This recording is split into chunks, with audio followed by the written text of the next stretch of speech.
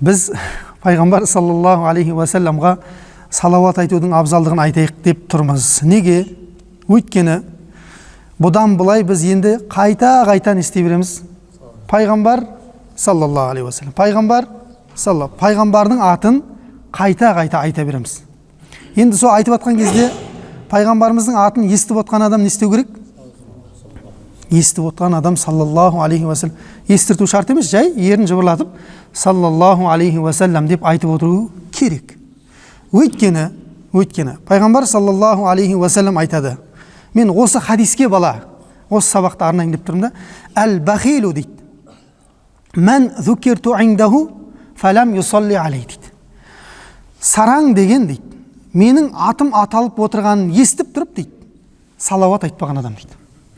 Сараң адам деген менің атымды естіп отырып салауат айтпаған кісіні не деп айтады екен? Сараң деп айтады екен. Бір нәрсе сұрап келіп тұрған кезде бермей жіберсе ше, ол сараңдық ештеңе емес дейді бұның қасында. Өйткені сараңдық бұл адамның табиғатында бар. Ал пайғамбарға салауат сәлемде сараңдық ше болмайды дейді пайғамбар саллаллаху алейхи уассалам. Менің атым естілген кезде не істе дейді? Салауат сәлем айтып отыр дейді. Енді қараңыздар, себебі бар ғой. Бұның себебі пайғамбар саллаллаху алейхи уассалам бір күні мінбарға көтеріледі мешітте отырған кезінде. Мешітте мінбарға көтеріледі де әмин деп айтады. Екінші рет екінші мінбарға көтеріледі, тағы да әмин деп айтады. Үшінші мінбарға көтеріледі, тағы да әмин деп айтады. Сонда пайғамбар саллаллаху алейхи уассалам әңгімесін бітіргеннен кейін уағызына Муаз ибн Жабал деген сахаба бар, білесіздер, Муаз ибн Жабал. Бұл үмметтегі ең фақих адам. Пайғамбар саллаллаху алейхи уассалам не дейді? Қиямет күні бүкіл ғалымдардың имамы болып тіріледі дейді. Муаз ибн Жабал. Менің үмметімдегі адал менен арамды ең қатты, яғни фиқ қой, адал мен арам мәселесі. Ең қатты білетін кісі Муаз ибн Жабал. Білімге сондай керемет мұқтаж, махаббат қойған кісі болған. Сол тұрады да, Алланың есі бұл не қылған әминдер дейді ғой. Үш рет әминді, бұл не сыры бұда? Бұлай істемейтін едіңіз ғой. Деген кезде пайғамбар саллаллаху алейхи уассалам айтты, мен мінбарға қадамымды басқан кезде Жабраил алейхиссалам келді дейді. Сөйтті де айтты: ей Мұхаммед, Рамазан айына кіріп тұрып, күнәлары кешірілмей шыққан пендеге өкініш болсын деп айтты дейді. Рағима анфуху дейді, яғни мұрны жер ескесін деген ғой. Бұл жаман не сөз, андай сөз. Араб тіліне аударғанда бір жақсы емес сөз. Өкініш болсын деп айта берейік, ешкім жүрегін ауыртпай қой. Рамазан айы кіріп тұрып, күнәлары кешірілмей, яғни күнәсіне тәубе қылмай, қалай болса солай ораза ұстаған кісіге өкініш болсын дейді. Азаннан кешке дейін жатып алып, бір ағамыз айтқандай, Рамазанға Құдай қаласа жақсылап дайындалып жатырмын, бүкіл телесериалдар жинақ қойдым дейді. Сериалдар бар ғой ютубтағы, соны алма кезек көріп жатамын дейді кешке дейін, ауыз ашарға дейін. Соқса ол Рамазан болмайды ол. Ол сериал болады. Рамазан айының мақсатын түсіну керек адам. Мақсаты не? Құдайға жақындату ғой. Алла тағала аш қылып не істейін деп жатыр бізді бір ай бойы. Жоқ, Алла тағала бізді өзіне жақындатсын деп жатыр. Адамның қарны ашқан кезде кем кетіктің жағдайын түсініп, Құдайға деген мұқтаждығын сезіне бастайды. Үнемі тоқ жүретін адам оны не істейді? Қаперіне алмауы мүмкін. Көрдіңіз бе? Оның сіз Рамазан туралы бөлек әңгіме, мен жалпы айтып жатқаным. Екінші әмин деген себебім дейді. Жабраил алейхиссалам айтты: кімнің әке шешесі қолында бола тұрып, жәннатқа кіре алмаса өкініш болсын деп айтты. Жаңағы рағима анфу, мұрны жер ескесін деп. Мен әмин деп айттым дейді. Яғни ол солай болады деген сөз. Көрдіңіз бе? Пайғамбар саллаллаху алейхи әмин деп айтып қойған уже. Яғни кімде кім әке шешесі тірі тұрып, разылығын алмастан дүниеден өтіп кететін болса, онда жағдай қиын болады. Пайғамбар саллаллаху алейхи әмин ішіне кіріп кетеді, өкініште болады. Ата-ананың разылығын неге жалғап қойған пайғамбар саллаллаху алейхи вассалам? Алланың разылығын жалғап. Алланың разылығы керек па дейді? Әке шешенің разылығын алып ал дейді. Көрдіңіз бе? Енді бұл жаңағы шарғи мәселелерде басқаша болады. Қазір Сағат ибн Аби Уаққастың өмірбаянында келеміз. Радиаллаху анху. Үшінші әмин дегенім дейді, мінекей бүгінгі біздің тақырыбымыз. Менің, ей Мұхаммед, Жабраил алейхиссалам айтты дейді, сенің атыңның аталып отырғанын естіп отырып, салауат айтпаған кісілерге өкініш болсын, мұрны жер ескесін деп айтты дейді. Өте не екен? Қатерлі мәселе екен. Сондықтан баяғы сахабалардың заманында не дейді? Табиғиндардың заманында мешітте пайғамбардың аты айтылса, біз хорымызбен саллаллаху алейхи уассалам деп айтады дейді. Қазір жұмада ой байлап уағыз пайғамбар туралы ешкім не істемейді? Салауат айтуға іші жібермей ма, ұяла ма білмеймін не. Кейбір кезде осы салауат туралы айтып жатсаң, жұманың өзінде сол нәрсені естіп отқанның өзінде не істемейді? Аузын саллаллаху алейхи уассалам деп жыбырлатуға жарамай қалып жатады адамдар. Міне осы нәрсенің алдын алу үшін енді сіздер арнайы осы сабаққа келіп жүрген адамдар болғаннан кейін пайғамбар саллаллаху алейхи уассаламға көп салауат сәлем естікен бойда не істе жайлап айтып отырыңыздар да, ойларыңыз бөлініп кетпейтіндей дәрежеде. Неге деген сұрақ қой енді? Неге? Өйткені пайғамбардың аты аталған кезде немесе пайғамбардың өзіне кім салауат айтады? Алла айтады екен, ғана қараңыздар. Алла тағала Құранда барлық құлшылықта бізге қарай айтады, хитап қылып бізге қарай айтады. Ей иман келтіргендер, я юхалладина аману. Жаңағы не? Ижтанибул хамр вал майс, не дейді? Аяттарда келеді ғой. Неден, арақтан, құмардан бас тартыңдар. Жоламаңдар. Ей иман келтіргендер, игілермен, ізгілермен дос болыңдар. Ей иман келтіргендер, ойнастық зинаға жоламаңдар, жақындамаңдар. Ей иман келтіргендер, намаздарыңды тұрғызыңдар. Ей иман келтіргендер, сендерден бұрынғыларға ораза парыз етілгендігі сияқты сендерге де парыз етілді. Ей иман келтіргендер, зекеттерің бәрін кімге айтып жатыр? Бізге айтып жатыр. Жалғыз ғибадат бар, Алла тағала өзінен бастайды оны. Қандай ғибадат? Пайғамбарға салауат екен. Алла тағала Құран кәрімде Ахзаб сүресінде айтты: "Аузу биллахи минаш шайтанир раджим." Инналлаха деді, ана қараңыз. Инналлах, Алла тағала дейді ана. Ва малаикатаху, және оның бүкіл періштелері, Алланың бүкіл періштелері юсаллуна алан наби дейді. Пайғамбарға салауат айтудың үстінде. Юсаллуна деген мынау араб тілінде осы және келер шақта айтады. Бұл етістікті. Яғни қазірде айтып жатыр, болашақта да айта береді, қиямет күніне дейін айта береді. Кімге? Юсаллуна алан наби, пайғамбар Мұхаммед саллаллаху алейхи уассаламға, басқа пайғамбарларға емес, Мұхаммед пайғамбарға Алла тағала және оның бүкіл періштелері сәлем салауат айтып жатыр дейді. Ана қараңыздар. Алланың білеміз енді, Алла тағала жалғыз, бірақ періштелер ше? Періштелердің саны бар ғой. Оған сан жетпейді шығар, жер бетіндегі біздің санау құралдарымыз жетпейді шығар. Өйткені пайғамбар саллаллаху алейхи вассалам хадисінде айтады: жердегі қағба сияқты көкте Бәйтул Мағмур бар дейді. Періштелердің тауаф қылатын жері бар дейді. Сол жерде бір күнде 70 мың періште не істейді? Тауаф қылады, шығып кетеді дейді. Кейін екінші күні екінші 70 мың келеді дейді. Ол ана кеткен 70 мың қайтадан не істемейді? Келмейді дейді. Ана қараңыз. Жаратылыс басталғаннан бастап қиямет күніне дейін есептей беріңіз ал. Оның бер жағында жаңбырдың тамшысын алып түсетін періште, желдің періштелері, жаңағы не бар? Қардың періштелері, адамды қорғаушы періштелер, буының қимылдататын періштелер. Кераман катибин бар, екі жақтағы екі жамандық жақсылық жазатын, дұрыс па? Періштелердің санын Алладан басқа ешкім білмейді, бірақ сол бүкіл періште кімге салауат айтып тұрады дейді? Ана қараңыздар. Пайғамбар Мұхаммед саллаллаху алейхи уассаламға салауат айтып тұрады дейді. Көрдіңіз бе, қандай ұлы ғибадат. Барлығы болғаннан кейін енді кімге келіп жатыр? Бізге келіп жатыр Алла тағала. Я юхалладина аману, ей иман келтіргендер. Саллу алейхи ва саллиму таслима дейді. Сендер де пайғамбарға салауат айтып дейді, және сәлем жолдап тұрыңыздар дейді. Ана. Саллаллаху алейхи деп қойып қойма дейді. Ва саллам деген сөзді қос дейді. Толық қылып айт дейді. Қалай? Саллаллаху алейхи ва саллам деп толық қылып айт дейді Алла тағала. Көрдіңіздер ме? Енді қараңыздар осы жердегі сырды. Алланың салауаты не ол пайғамбарға? Дұрыс па? Алла тағала салауат айтып жатыр деп жатыр, Алланың салауаты не пайғамбарға?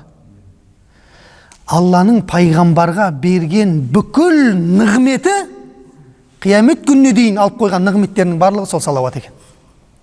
Дұрыс па? Қандай нығмет? Бір жерде, жер бетінде пайғамбардың мұсылмандар өмірбаянын айтпайтын жер бар ма?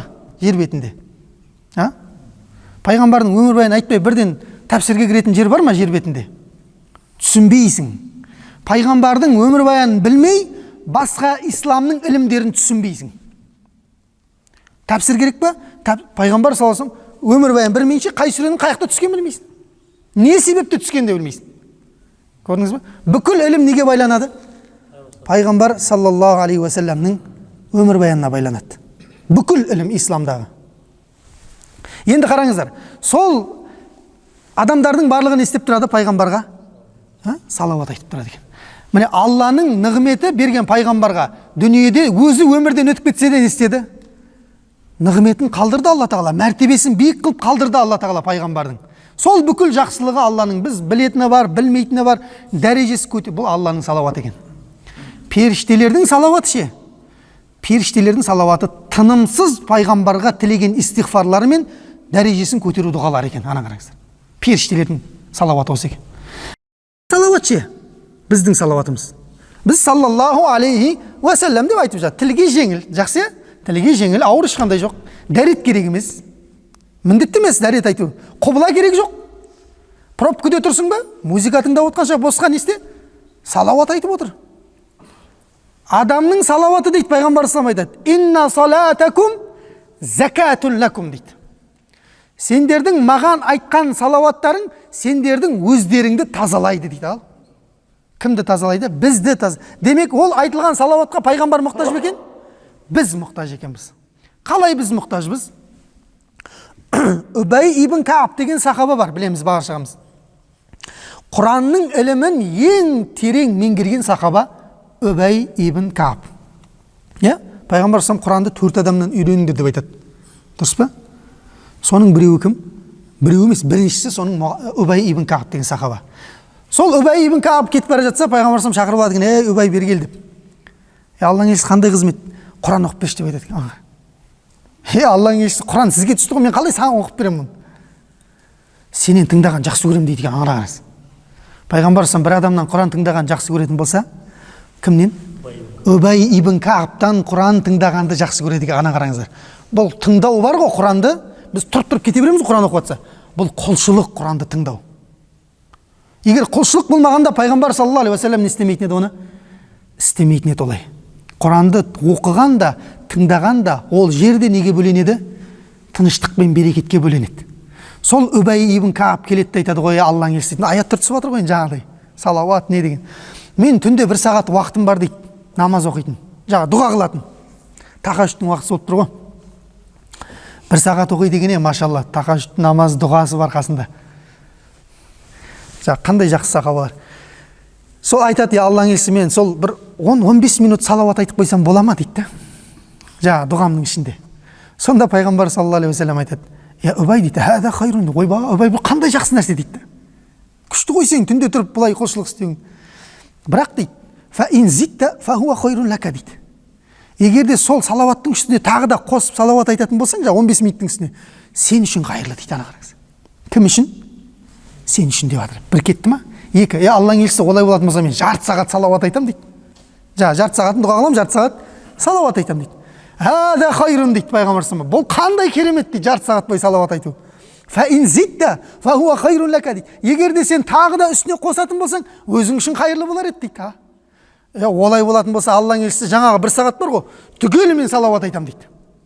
Сонда пайғамбар саллаллаху алейхи ва саллям айтты, идан дейді. Tukfa hammuk va yughfaru laka zambuk. Алла бүкіл қайғы қасіретіңді не істейді? Сейілтіп тастайды дейді, ана қараңыз. Ішіңде не қалмайды? Ішіңде ешқандай ауру, дерт, қайғы, қасірет, мұңаю не? Қалмайды. Адамның іші мынадай болып жатыр, астан-кестен болып жатыр да. Соны реттеп беретін нәрсе не екен? Пайғамбарға салауат. Дұрыс па? Біреулер көре алмаушылықтан таңға дейін ұйықтай алмайды. Біреулер уайымнан ұйықтай алмайды. Біреулер билігінен ұйықтай алмайды. Біреулер байлығынан ұйықтай алмайды. Біреулер басқа уайымнан ұйықтай алмайды. Ұйықтатпайды дүние. Бірақ сол ұйықтататын нәрсе не екен адамды? Пайғамбарға айтылған салауат жүрекке не әкеледі дейді? Жүрегіңдегі қайғыңды сейілтеді дейді. Бүкіл адамның жүрегінде қайғысы бар. Дұрыс па? Кім айтады, мен 4 құбылам тең деп біреу айта ала ма? Ешкім айта алмайды. Алла бүкіл пенденің каналдарының бір каналын қысып қойған осылай. Тәкаппарланып кетпес үшін пенделер жердің бетінде. Дұрыс па? Әркімнің өзінің бір кем дүниесі бар. Оны маған айтпауыңыз мүмкін, басқа біреуге тіпті әйеліңізге айтпауыңыз, бірақ не? Ол бар. Әркім өзінің сырын өзі жақсырақ біледі. Енді сол іштегі ауруларды жай емдейтін нәрсе не деп жатыр? Үбәй, сенің ішіңдегі қайғы, қасірет, дертіңнің бәрін салауат емдейді деп жатыр пайғамбар салам. Екінші не? Ва юғфару лака замбук. Алла күнәң бәрін кешіріп жібереді дейді. Дүниелік, айтты ма? сендердің салауаттарың сендерді тазалайды деді ма пайғамбарымыз? Міне жүрегімізді тазалады ма? Болды ғой, жүректің тазалығын арты не керек енді? Рахат, ұйқы, тыныштық, жүрегіңе Алла амандық пен тыныштық, сәкина салып қояды, дүниеде. Ақыретке ше? Юғфару лака замбук деді пайғамбарымыз. Алла күнәң бәрін кешіріп жібереді дейді. Ненің құрметіне? Пайғамбарға айтылған салауаттың құрметіне екен, саллаллаху алейхи уассалам. Көрдіңіздер ма? Енді қараңыздар, пайғамбар саллаллаху алейхи уассалам имам Ахмад деген хадисінде айтады. Кімде-кім бір күнде 100 рет салауат айтатын болса, дейді. 100 рет. Тым қиын емес, я? Әр намаздан кейін 20-20-дан бөліп қойыңыз. 3-ақ минутта кетеді. 100 салауат айтады дейді. Кімде-кім 100 салауат айтса бір күнде, Алла оның ақыреттік 70 қажетін дейді. Дүниелік 30 қажетін өтейді дейді. Ал 100 қажетін өтеп береді деген Алла. Ақыреттік ең көбін қаяққа алып қойып тұр? Ең қиын кезеңге алып қойып тұр. Яумус сақ дейді. Ең ауыр күн ол. Адамдардың қабағы түйіліп кетеді, ашылмайды адамдардың қабағы ол күні. Бір-бірінен қашып кетеді. Әке баладан, шеше қызынан, әке шешеңнен туған өзіңнің бауырың, әйел бала шағаң ешкім керек емес деп қашатын күнге 70 қажетті алып қойған. Көрдіңіздер ме? Бәрі қашып кетеді бір күні. Ол күні ешкім, пайғамбарлардың өзі қашып кетеді, сізден білесіз бе? Адам атадан бастап қашып кетеді барлығы. Кім ғана қалады? Пайғамбар Мұхаммед саллаллаху алейхи уассалам ғана қалады екен. Көрдіңіз бе? Сол ғана қалады, болды. Және оған айтылған нелер қалады?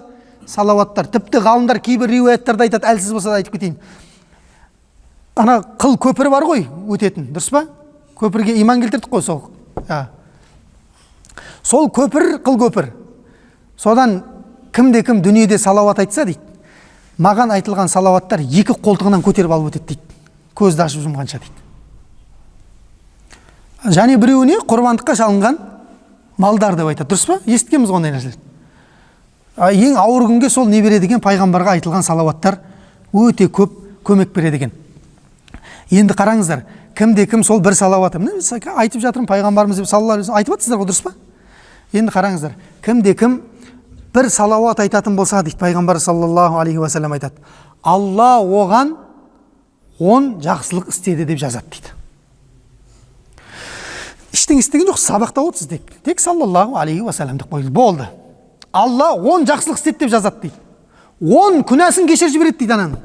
10 дәрежеге көтеріп тастайды дейді. Ал ойлай беріңіз, 100 рет салауат айтсаңыз кетті ғой, күнәлар да кетті, дәреже де кетті, дүние ақыретте көтеріп қояды Алла.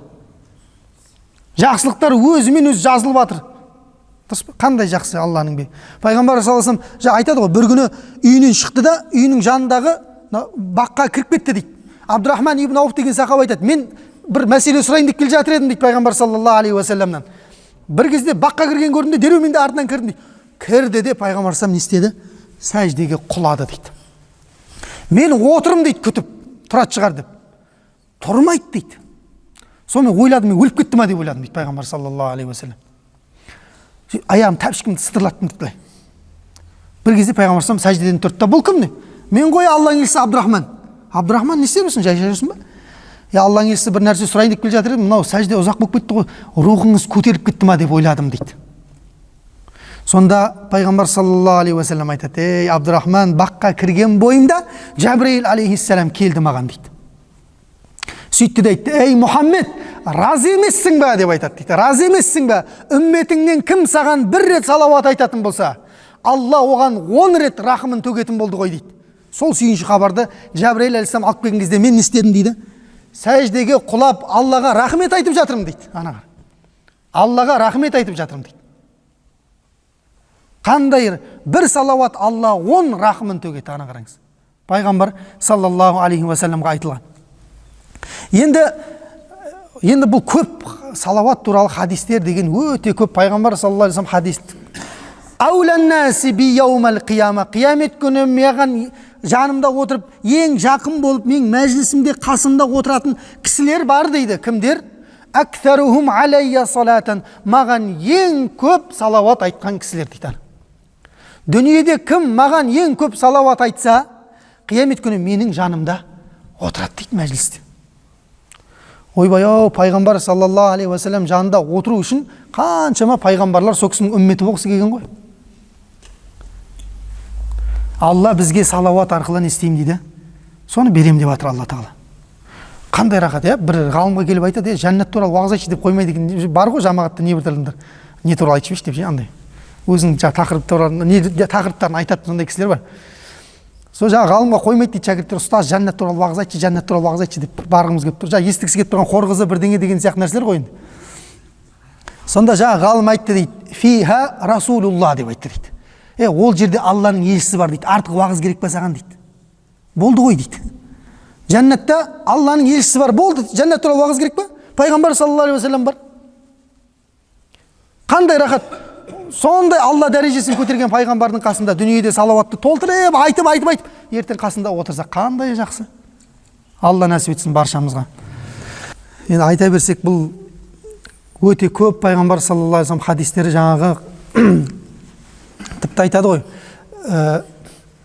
Мән тарака салата алейя хатиа тариқал жанна дейді пайғамбар саллаллаху алейхи уассалам. Кім маған салауат айту тастап қоятын болса дейді, ана қорқынышты.